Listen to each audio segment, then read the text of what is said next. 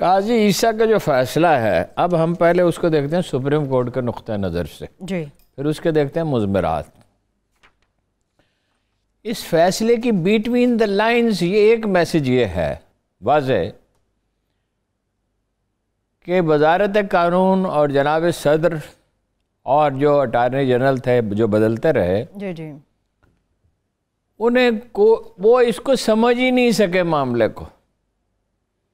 انہوں نے ایک جذبے کے تحت یہ ایک ریفرنس بنا دیا، کہا گیا کہ اس کا کوئی قانونی حق تھا نہ آئینی تھا۔ جذبہ کیسا جذبہ ہے صاحب؟ بس لیکن مطلب یہ کہ ان کے خلاف ایک رائے ان کے بن کے دیکھیے نا، اس میں انہوں نے بڑا رول پلے کیا، شہزاد اکبر نے، جی، وہ ایسٹس ریکوری یونٹ والے جو ہیں، اب ان کا کیا کام ہے، اس کا کوئی تعلق ہی نہیں، وہ تو قانون کے تحت بنا نہیں ادارہ، وہ تو ایگزیکٹو آرڈر سے بنا۔ صدر سے بھی کہا کہ انہوں نے اپنا مائنڈ اپلائی نہیں کیا، ٹھیک ہے، اختیارات کا صحیح استعمال نہیں کیا۔ اب اس میں بہت سے سوالات پیدا ہو گئے ہیں، اس کی پولیٹیکل امپلیکیشنز بھی شدید ہیں۔ ایک سوال اب تو ہم صدر سمجھتے تھے کہ صدر کو امیونٹی حاصل ہے، صدر کے خلاف کوئی کارروائی نہیں ہوتی، لیکن اس سے تو دروازہ تھوڑا سا تو کھل گیا، تھوڑا سا کھل گیا، روشنی تو اندر جانے کے قابل ہو گئی۔ پتہ نہیں روشنی اندر جائے گی یا تاریکی اندر جائے گی، بعد دروازہ تو کھل گیا۔ اور مطلب ویسے تو اللہ کے فضل سے ساری ٹیم ان کی ایسی ہے، وہ جو ہے نا صدر صاحب عارف الوی صاحب جو ہے نا بات شائستہ کرتے ہیں، بات کرنی انہیں آتی ہے کرینے کی۔ وہ کوئی لیڈر نہیں ہے، کوئی ٹھوس آدمی نہیں ہے، پی ٹی آئی کے ساتھ کام کیا ہے تو کام انہوں نے کیا، ادھر ڈینٹسٹ ہے، انہوں نے کیا پولیٹیکل کام کرنا ہے۔ ایک دن ایسے غصہ مجھے آ گیا تو میں نے کہا آپ نے کیا کیا پارٹی کے لیے، میں نے کیا یا آپ نے کیا؟ تو ہے تو وہ شریف آدمی، کہنے کام تو آپ نے کیا ہے جی۔ دیکھیں صدر بن گئے پھر بھی ہارون صاحب، صدر بننے کے بعد ہی میں نے ان سے یہ کہا تھا کسی بات پہ، آپ نے کیا کیا بتائیں ذرا، آپ نے کام کیا یا میں نے کیا؟ اور آپ کا میڈیا سیل جو ہے اس کے لوگوں کو شرم نہیں آتی؟ خیر انہوں نے کہا خود تو وہ ناشائستہ کبھی ہوتے نہیں، انہوں نے کیا مائنڈ اپلائی کرنا تھا۔ بات یہ ہے کہ یہ ایک ایسی عجیب و غریب حکومت ہے کہ جو کسی چیز کا جب ارادہ کرتی ہے تو اس کی ساری امپلیکیشنز پہ ٹھنڈے دل سے غور نہیں کرتی۔ فروغ نسیم صاحب کو بھی اچھی خاصی مطلب جھاڑ پلا دی گئی، اور یہ دنیا کا عجیب و غریب ایک وزیر قانون ہے جو مستعفی ہو جاتا ہے، پھر واپس آ جاتا ہے، پھر واپس آ جاتا ہے، پھر مقدمہ لڑتا ہے، پھر واپس آ جاتا ہے۔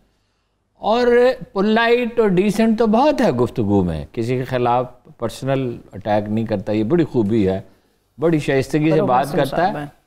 لیکن بات ایسی بھی کر دی تھی ایک دفعہ کہ جو الطاف حسین ہے وہ پاکستان کے نیلسن منڈیلا ہے، یعنی یہ تقریباً ایسے ہی ہے جیسے کہا جائے کہ شہد بنانے کے لیے شہد کی مکھی کی کیا ضرورت ہے، بچھو سے کام لے لینا چاہیے، ہاں جی۔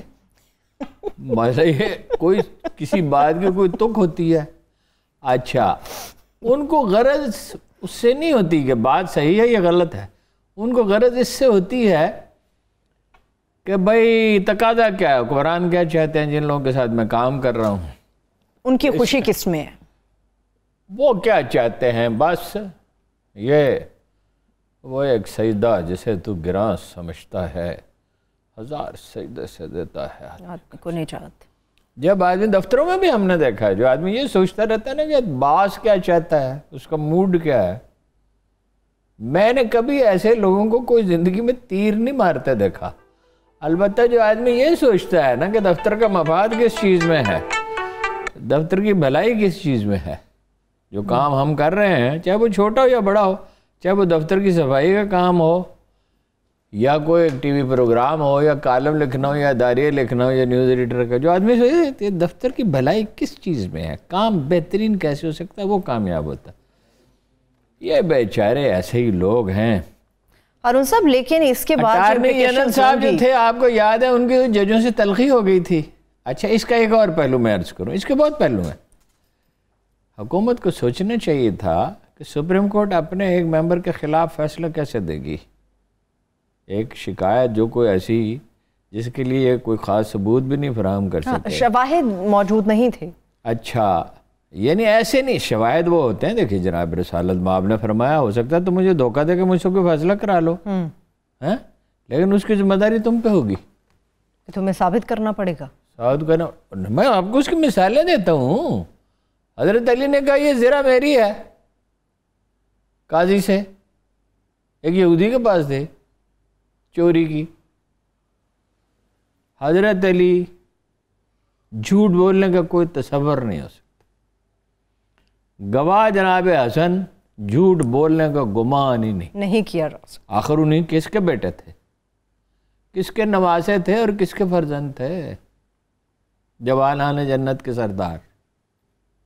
سلطنت چھوڑ دی جنہوں تاریخ میں کوئی مثال ہی نہیں ہے.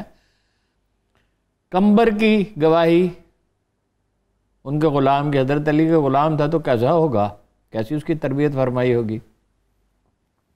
فیصلہ ان کے خلاف صادر ہوا.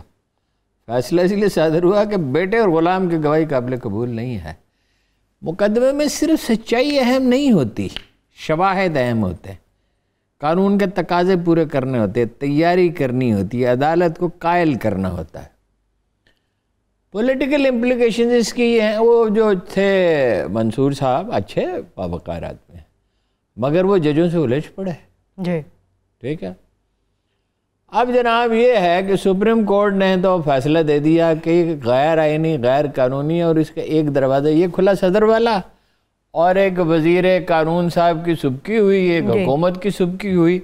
اسٹیبلشمنٹ پہ دباؤ بڑھا، حکومت پہ دباؤ بڑھا، جو پہلے وہ صفدر والے واقعے سے پہلے ہی بڑھ چکا. اس کی حقیقت بھی میں آپ سے عرض کرتا ہوں.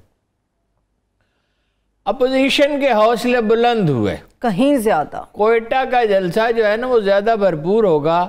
یہ بتیرا کہیں تختکاری کا سوری معافی چاہتا ہوں، اس کا دہشت گردی کا خطرہ ہے، کرونا بڑھے گا، جو دونوں باتیں صحیح ہو سکتی ہیں، لیکن پورے جوش و جذبے سے مولوی صاحبان آئیں گے. دو بڑی پارٹیاں ہیں وہاں، پختونخوا ملی عوامی پارٹی کوئٹہ میں بہت اور بڑا اس سے بڑی جمعیت علماء اسلام، اور بہت بڑا پاور شو ہوگا، اور لوگ مہنگائی سے نالاں ہیں، اور یہ مرائل ان کا اپوزیشن کا اوپر چلا گیا. ٹھیک ہے، اس ریفرنس کے فیصلے کے بعد تو بات چلا گیا، اور مستقل یہ تانا دیں گے. دیکھیں نا، یہ ان سے کہتے سپریم کورٹ پہ حملہ کیا کہ آپ نے ججوں کے خلاف. آپ نے کیا کیا؟ ایک دروازہ اور کھلا، جسٹس شوکت صدیقی ریٹ کر سکتے ہیں. جی جی ٹھیک ہے. اب جسٹس شوکت صدیقی جو ہیں وہ جج کیسے بنے تھے؟ اس لیے کہ عرفان صدیقی کا کزن تھے، اور ان میں کیا خوبی تھی؟ ٹھیک ہے، جو اپنے جج لگاتے تھے نا یہ لوگ. اچھا، بیوروکریٹ، اور چیف جسٹس صاحب بھی وہ جو تھے جنہوں نے لگایا تھا وہ آپ کو پتہ ہی ہے. خیر، لیکن ان کا قانونی حق سے تو انہیں کوئی محروم نہیں کر سکتا، جو آئین اور قانون جو حق دیتا ہے. اور وہ تو ایسے ڈٹ گئے کہ انہوں نے کہا کہ مجھے تو جناب مجھ پر دباؤ ڈالا گیا اور یہ کیا گیا اور وہ کیا گیا. اس میں انہوں نے جائزہ ہی نہیں لیا ہے.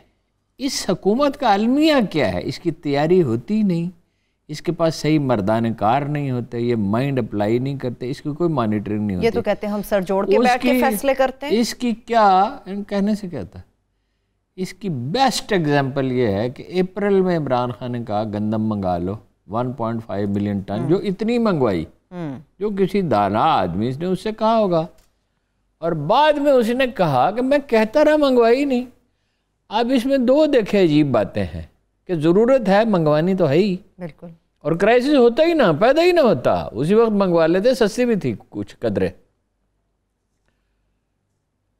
دیر سے منگوائی، مگر اس کا ایک اور المناک پہلو بھی ہے. کہا میری بات پہ آپ نے پرواہ نہیں کی. کس نے نہیں پرواہ کی؟ وزیر خزانہ نے نہیں کی، اقتصادی رابطہ کمیٹی نے نہیں کی، کسی اور آدمی نے نہیں کی جس کی ذمہ داری تھی امپورٹ کی. اس سے پوچھا جانا چاہیے تھا. کاروبار حکومت جو ہے اس کے لیے سکرات نہیں چاہیے، لیکن فیصلہ بر وقت کرنا پڑتا ہے. ٹھیک ہے نا جی. اس کی دیکھیے اب وہ 2023 میں ہوں گے چیف جسٹس، یہ ہو رہا ہوگا الیکشن، اور سپریم کورٹ نے یہ اطلاع دے دی حکومت کو، انٹرفیئر نہیں آپ کر سکتے. یہ ایک ٹرف وار ہے جو جاری ہے.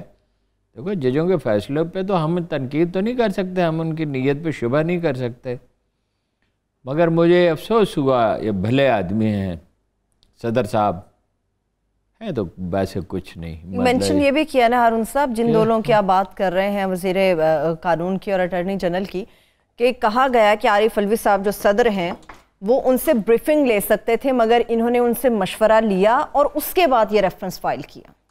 وہ دیکھیے نا، کاروبار حکومت جو ہے نا وہ بڑا ٹیڑھا ہے. کاروبار حکومت میں نزاکتوں کو دیکھنا پڑتا ہے کہ اس کے نتائج معاشرے کے لیے کیا ہوں گے. ایک مثال آپ کو دی تھی کہ وہ آدمی کہنے لگا کہ میں مدینہ میں بہت سے گھوڑے پالوں گا.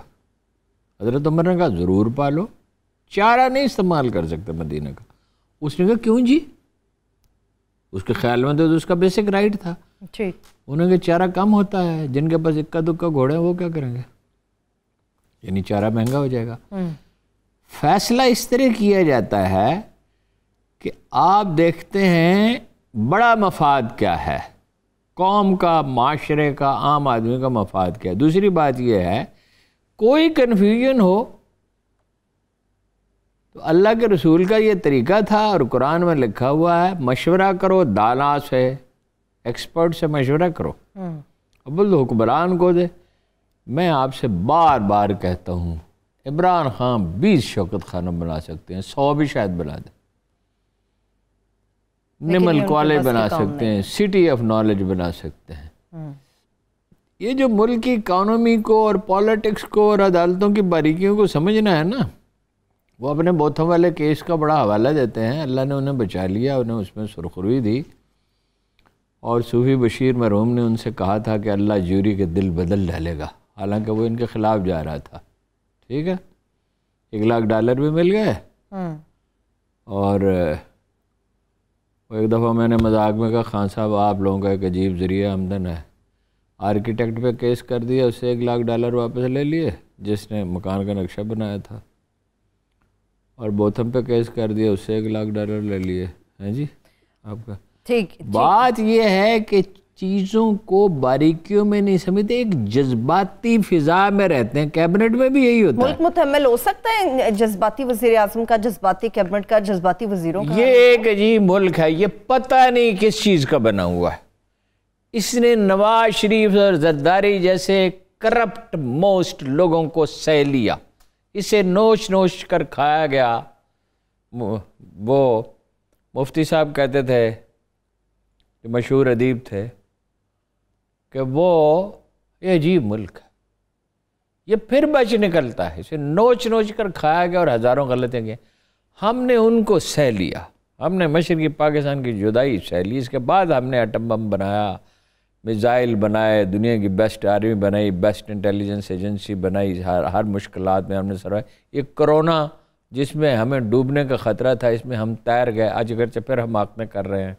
عدم احتیاط تو ہمارا، دیکھیے عدم احتیاط صرف عمران خان اور ان کے ساتھیوں کی روش نہیں ہے، یہ ایک پوری قوم کی روش ہے عدم احتیاط.